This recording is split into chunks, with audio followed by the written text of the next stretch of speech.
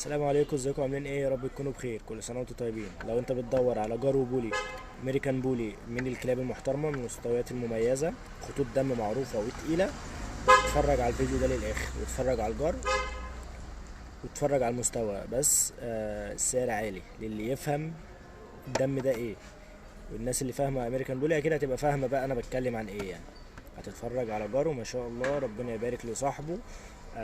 حاجه من الحاجات الحلوه.